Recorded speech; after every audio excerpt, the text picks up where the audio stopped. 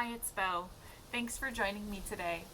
Here's another unboxing video, and we're going to be unboxing my shipment from Whiteflower Farms as well as Bluestone Perennials. So,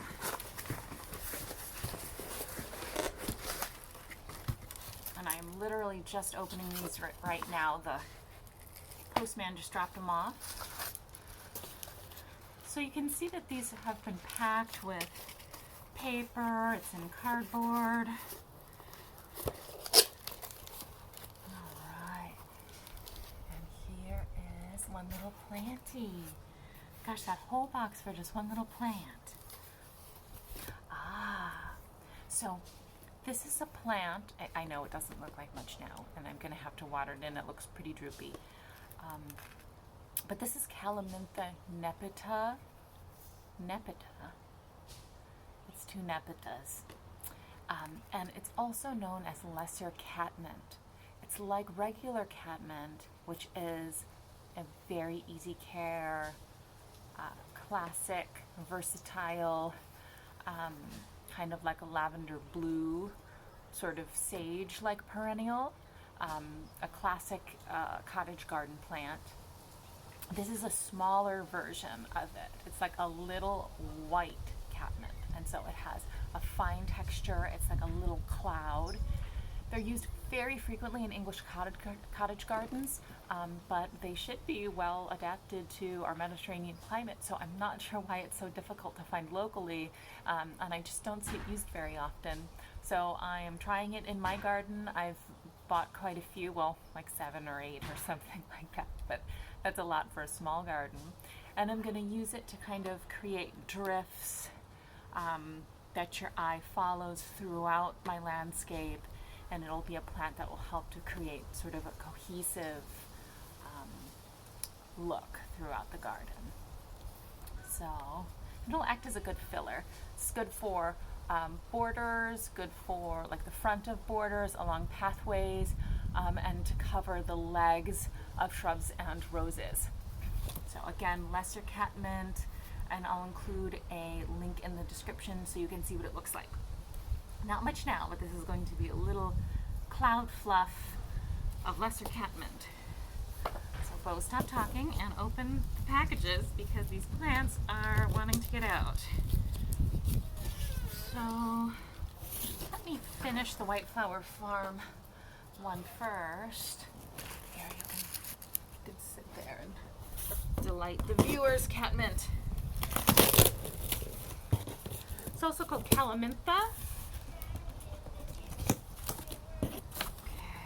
Aha. So this is really my main. Let's see here. Sorry, not a very good camera person here. Here we go.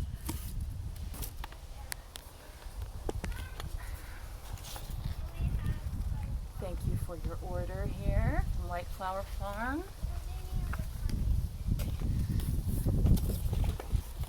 Some nice instructions on planting different kinds of plants that come. Bare roots versus containerized plants. And it says the 5 tips for success. It's good to share. 1, examine the contents of your order immediately. 2, we recommend that you plant your order as soon as possible. Okay, well, I'll water them in and put them in apple shade, and I will plant them after dinner. Use the Whiteflower Farm plant label as your planting guide. Okay. For specific instructions, visit whiteflowerfarm.com/grow, and again, they refer to the website. So again, the steps are: get them out of the box as soon as possible, water them in, put them in some dappled shade where it's cool, but maybe a little bit of sun to perk them up. Wow, look how these are packed. So what I'm surprised to find is that each nursery I've ordered from has really packed their plants totally differently. I mean, it achieves the same effect, but they use different types of materials and different ways of putting them in there. So here are all my catmints. Now I'm really excited for the lavenders that I got. I know lavenders probably don't sound that exciting. Well, they don't to me because they're well loved, but also very well used. But the lavenders I'm getting are, you guessed it, pink. So So Lavandula rosea. Here they are. So no flowers yet, but they're sure to have lots of flowers. Lavenders have some of the longest bloom times of any perennial plants if you get a good one. Some of them just kind of bloom in the spring, but there are plenty of varieties that bloom all summer long. The ones in our backyard started blooming in December, and they are still blooming now in April, and I think they probably have another month at least to go. So this is going to continue the pink theme throughout my garden.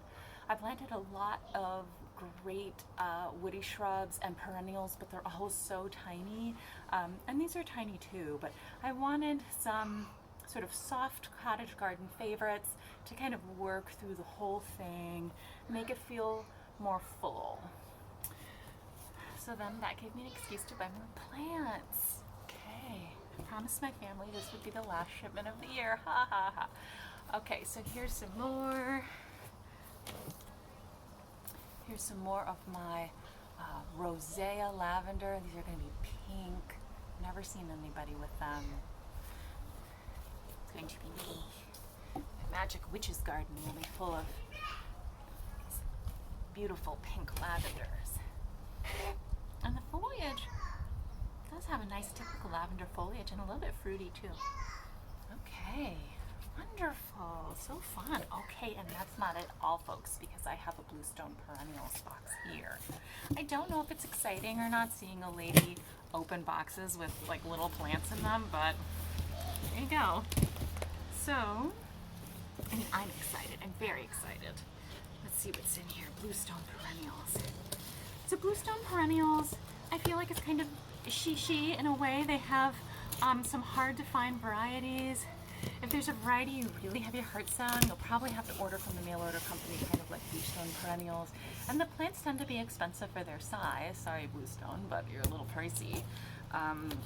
But if there is a particular plant that you want and you just can't find it anywhere, it might be worth it for you. So usually plants are maybe about 15 bucks for just like a little dinky size 4 pot like this. Whereas you could probably get a 1 gallon locally wholesale for the same similar price. Okay, so Bluestone Perennials. Oh, here, wonderful, wonderful. Here are my plants. So different packing style there. You know, I completely forgot about these. I think you're ordering too many plants when things are coming that you're like, what did I order? Okay. So what are you? Oh my gosh, and look how different these are. So I can't tell if this is a fiber pot or just the side of the root ball here. But they are not in plastic tubs at all, nor in plastic bags. Oh, it's a biodegradable pot. So it's a little fiber pot that they come in. How cool and eco-friendly is that? Oh, how wonderful. Okay, well this is my Anemone, Honorine Jobert. So this is a shade-loving anemone that becomes a nice, big, full, bushy form with white flowers, and it's not too invasive, and it's a classic, beautiful plant. So I'm going to put this somewhere in my shade garden where it can kind of light up a dark corner, maybe not too dark, but some dappled shade or part shade. And I had ordered this a really long time ago, so I forgot about it, but I'm really excited about it.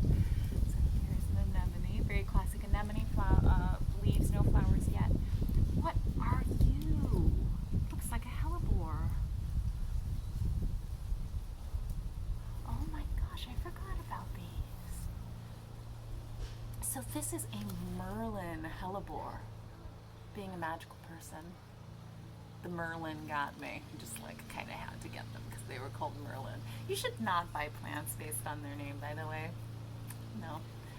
Do as I say, not as I do. But the reason why I bought them, other than the very appealing magical name, is that this is a Hellebore that has more upright, outward-facing flowers. Hellebores are supposed to be the darlings of the winter garden because they're there, right after the snow is melted and when nothing else is blooming. But in San Francisco Bay Area, you have stuff blooming all year round. So we're a little bit spoiled here. And I didn't really want flowers in my garden that were always just nodding down all the time. As beautiful as they were, I wanted flowers to be like looking up a little bit, and not have to like get down on the ground to look, because that's what Hellebores usually have, are kind of these downward facing droopy flowers. And so this Merlin is one. It's from the GHC Gold series, and they're Hellebores that are a little bit kind of perkier. So looking forward to these, and they're not going to blossom again until next winter, so that'll be great.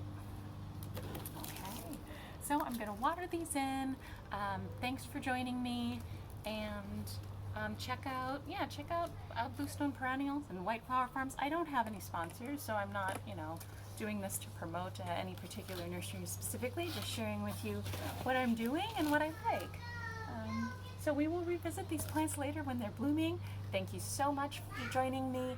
If you like these videos, please consider joining the community by liking or subscribing. And I would love for some comments, people. So any questions about these plants or ordering plants or gardening or trees in general, I'd love to hear them and answer your questions.